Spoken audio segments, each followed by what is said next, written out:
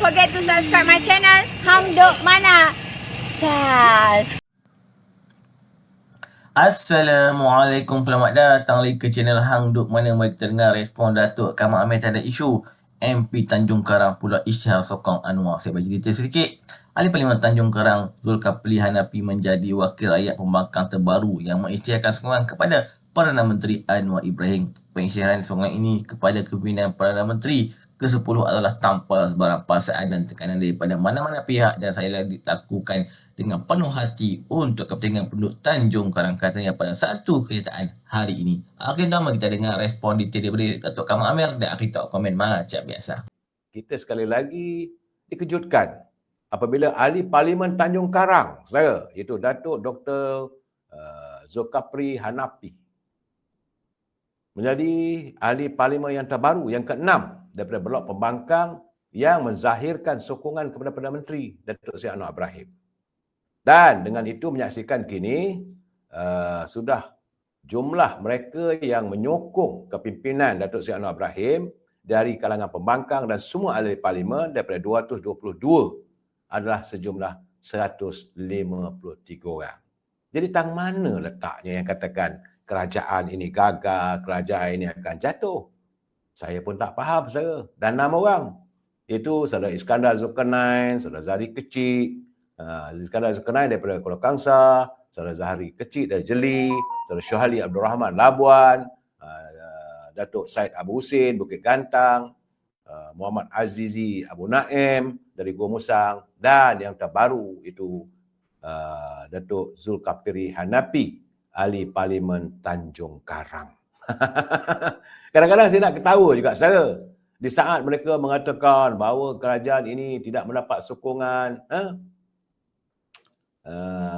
nampak gayanya kata Osman Amir, dia kata kebanyakan sekarang ni yang naik bas orang asing. Itu semalam lah, laporan semalam. Sebab itu saya ingin menyantuni hari ini, iaitu bagaimana roh bangsa kita, roh Melayu semakin longlai sejak akhir-akhir ini. Kerana di sebalik santunan sebagai Perdana Menteri, saya rasa agak pelik bagaimana kita boleh menjadi bangsa yang begitu celupar untuk melontarkan kata-kata yang saya sifatkan paling biadab. Mereka sanggup menggelar pemimpin. Pemimpin saja.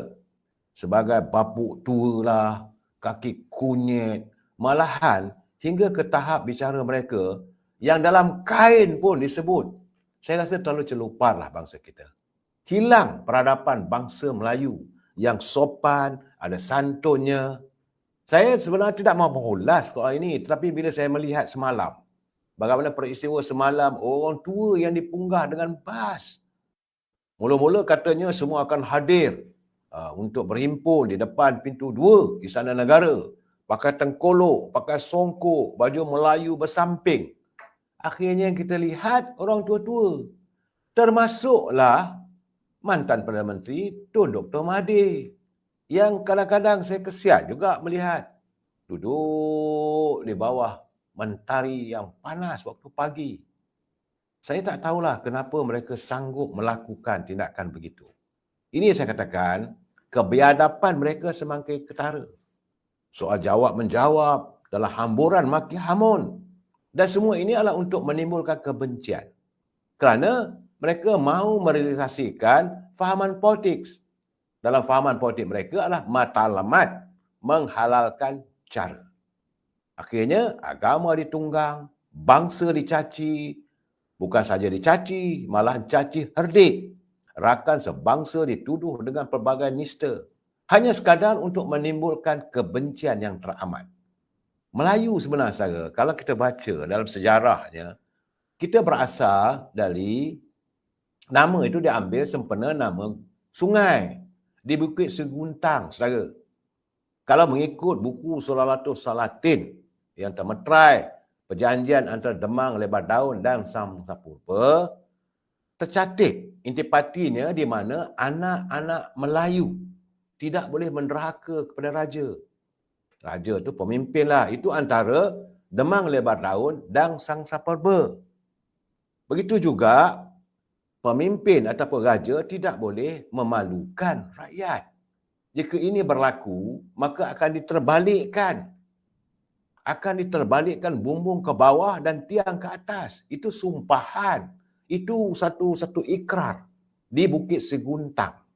Itulah asalnya nama Melayu kerana di situ terdapat sebuah sungai. Nama sungai itu adalah Sungai Melayu. Sebenarnya kita bangsa Melayu di negara ini adalah satu bangsa yang cukup apologetik. Kita begitu bermurah hati, kita menyantuni mereka yang datang. Kalau orang datang bertandang ke rumah, kita tidak memberi hamburan, maki hamun.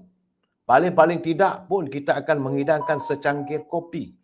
Malahan kita akan terasa tersinggung kalau yang hadir datang ke rumah kita, mereka tidak sudi untuk minum walaupun secangkir kopi. Tapi kalau kita melihat apa yang berlaku semalam, saya geling kepala. Apakah ini natijahnya? Di mana ruh Melayunya? Ini gambarannya. Kenapa kita semakin tega untuk melakukan tindakan yang tidak lagi melambangkan bahawa bangsa Melayu itu nilai murninya terlalu tinggi. Budi bahasanya, sopan santunnya sudah hilang saya. Malahan dalam keadaan begini saya teringatlah kata-kata yang pernah dilafazkan oleh almarhum Pak Sako saya, Dr. Ishak Haji Muhammad, sewaktu saya bertugas di Akhbar Usaha Melayu. Dia kata, Kamal, you kena ingat, orang Melayu ni macam buah manggis. Saya kata, kenapa gitu Pak? Kamu lihatlah buah manggis itu. Kulitnya hitam, legam, tetapi di dalam isinya putih bersih. Begitulah Melayu. Tapi malangnya, Melayu ni juga kalau bercakap soal semangat, di luarnya kulitnya keras. Kalau balik ke kepala, bengkak adanya. Tetapi bila buka dalam, isinya lembik. Artinya kita punya semangat tu sekadar semangat saja. Itu kenyataan daripada Allahyarham Pak Sako. Yang selalu saya dampingi sewaktu saya berkhidmat di Akhbar Usaha Melayu dulu. Malahan, kata Pak Sako, orang Melayu ni pula masalahnya, apa yang ada nak cerita dekat orang. Rahsia Melayu diceritakan sebab itu di luar buah manggis itu terdapat dia punya dekat luar kulit tu, kalau 5 bintang situ, mana 5 ulas. Kalau 3 ulas. Artinya rahsia di luar. Kita tidak lagi menyimpan rahsia peradaban bangsa. Itu tutur kata Allahyarham Pak Sako yang masih tebal dalam ingatan saya. Jadi rahsia-rahsia kita tak sepatutnya kita dah pada orang. Dan ungkapan Melayu itu sebenarnya perlu diingat saya. Melayu ada 2 perkataan yang tidak ada dalam kamus bangsa-bangsa lain. Itu pertama sekali latah, yang kedua amok. Inilah kecanduan dalam kehidupan warga bangsa Melayu. Mudah melatah. Cucuk sikit saja, mulalah kita malahan kadang-kadang sampai tersingkap kain-kain. Oh Melayu sebab latah. Dalam sama ada dalam kamus Inggeris ke, kamus Arab ke, kamus Hindu ke, atau kamus bahasa Jerman, tak ada. Yang latah itu hanya ada pada orang Melayu. Dicucuk saja maka melatah. Jadi kesan daripada itu kita semakin longgar. Roh perjuangan, roh Melayu, roh bangsa semakin longgar. Tambah-tambah lagi, sebut sikit dah nak mengamuk. Konon-konon mengamuk lah. Sebab itu pagi semalam, tapi tak ramai mana pun. Ada yang kata 2,000, ada kata 5,000, ada yang kata 1,000. Bagi saya tak sampai ke mana. Konon tunjuk hebat lah. Tak ke mana pun. Dan saya juga merasakan sejak akhir-akhir ini, orang Melayu kita semakin hilang jati diri. Dan semalam semasa saya berbual dalam live saya bersama dengan Yang Berhormat Datuk Seri Dr. Ahmad Maslan selaku Timbalan Menteri Kerja Raya dan juga Ahli Majlis Tinggi UMNO, beliau menyatakan bahawa dari sejumlah lebih 32 juta rakyat Malaysia, di mana bangsa Melayu terdapat sejumlah 71.2%. Tetapi daripada 52 biliawan ataupun jutawan-jutawan yang terkaya di Malaysia ini, 3 orang saja Melayu yang mampu tersenarai. Itu pun peringkat bawah-bawah saja katanya. Iaitu Datuk Azman Hashim, Arab Malaysian Bank, Tan Sri Syed Mokhtar Al-Bukhari dan Datuk Azman. Itu saja. Tapi apa berlaku? Orang Melayu saling bertempur sama sendiri. Malahan, menurut Datuk Ahmad Maslan lagi, dia kata sebab orang Melayu ni suka makan gaji. Hari ni heboh pula dah. Apabila kerajaan, kabinet memutuskan kaki tangan kerajaan yang akan dilantik akan datang. Ini tidak berpencen tapi secara kontrak. Itu pun masih lagi dalam peringkat perbincangan. Bukan sesuatu yang tuntas. Oh, terus serang Presiden UMNO, Datuk Seri Zahid. Hanya kerana beliau sebagai Presiden UMNO berada dalam kabinet, oh maka ini semua salah Zahid Hamidi. Saya geleng kepala saya. Takkan sampai begitu sekali mereka mewujudkan permusuhan. Saya katakan, mereka mencaci semata-mata untuk memburukkan sama sendiri. Sudahlah macam-macam sebelum ini dengan tuduhan, saya dah bercakap, saya panggil peguam datang menjelaskan bahawa apa yang dikenakan terhadap Datuk Zahid Hamidi itu tidak pun ada bukti sahih yang akhirnya bila dilepaskan terus dicaci. Kononnya ada campur tangan politik dalam sistem perundangan.